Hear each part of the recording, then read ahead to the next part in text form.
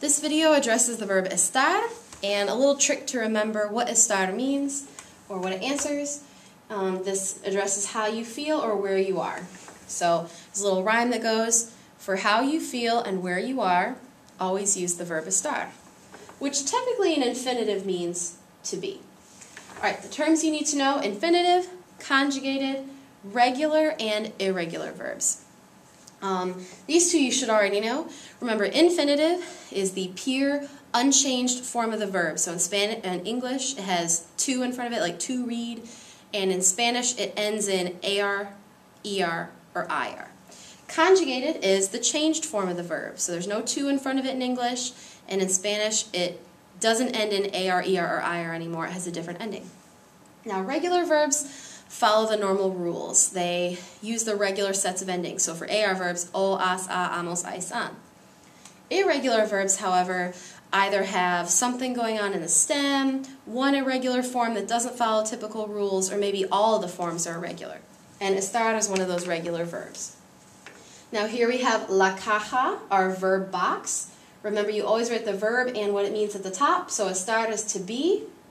Have all my subject pronouns listed and ready to go. So now I just need to conjugate it. Now you start off just like you would with a normal verb. So the very first thing I do is cut off the end. Remember, the stem is right here. The end is the last two letters, AR. So all the stem is fine. Stem is normal. I already have my new subjects, which is step 2, and step 3, add the new ends. This is where it's irregular. Normally, AR verbs in the O form end O, but for estar, it ends OI. It just does.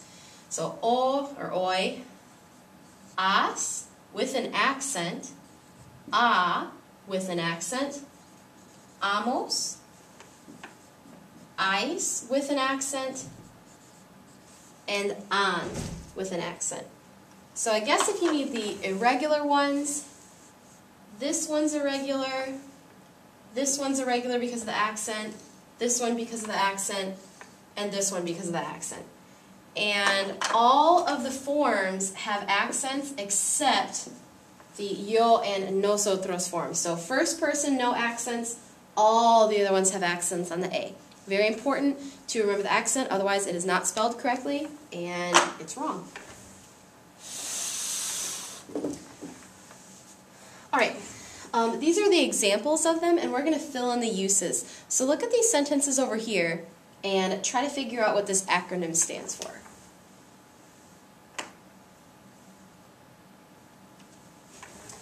Alright, so these are the uses of estar over here. It's a little acronym to help you remember. Estar, use help. So yo estoy enferma, I am sick. That is health or a physical condition. So it describes a temporary state. I'm healthy, I'm sick, I'm tired, so something like that. Estamos felices. We are happy. Again, remembering feliz with a Z changes to C when you're doing plural. So we are happy. That is an, oops, I already have an E. That is an emotion. So happy, sad, angry, bored, anything like that. That's a temporary thing, and so that's going to be a use of estar. El libro está en el pupitre. The book is on the desk. So that the book's location is always estar. The only case that location is not estar is when you're talking about where an event takes place. And that's the verb ser. Everything else for location, whether it's temporary or permanent, is always going to be estar.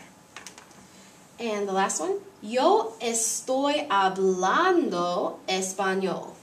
I am speaking Spanish right now.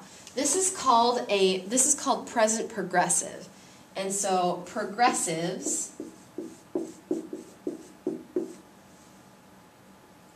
are just a different verb tense, and we'll get to those later. But just know that it stands for progressives, and that's if you see a form of estar and the verb ando or yendo next to it.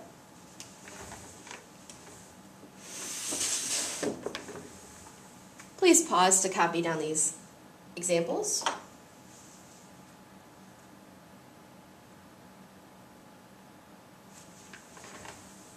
All right, to do this, you need to translate them into Spanish, and I want you to give me the use of, which use of estar. So is it the health, emotion, location, or progressives? So translate and then the use in English next to it.